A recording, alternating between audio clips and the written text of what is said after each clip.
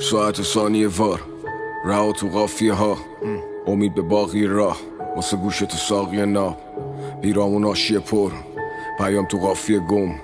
آماده راهی عمق یه استعداد ذاتی بم. ولی چی بگم بشه ملکه ذهنی که پر خش و ترکه، بگم همه چی خوبه کلکه، مرهم زخم تو نمکه، رنگ میره به تیرگی، سکوت عمیق اپیدمی،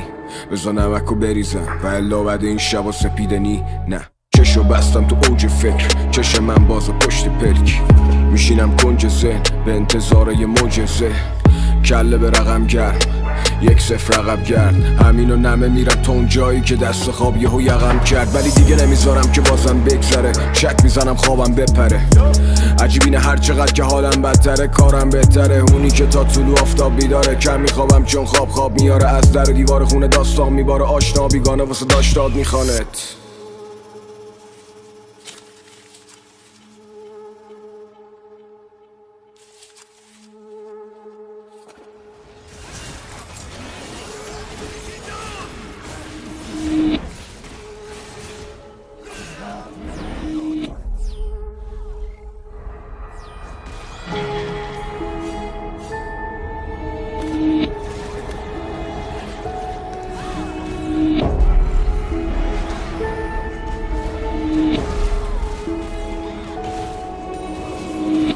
نگام به اون گوشه دکمه یه لکه خون گوشه،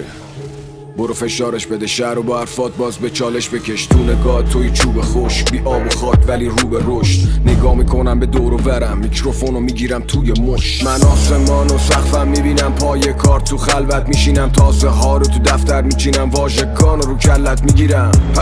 جنگ نرم مگه نه فکترم فک لخ متفکرم، خشک هنجرم پشت پنجرم،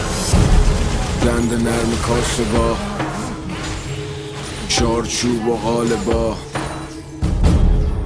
غریب و آشنا من رو خاک ریز باورام وایستادم، دند نرم کاسه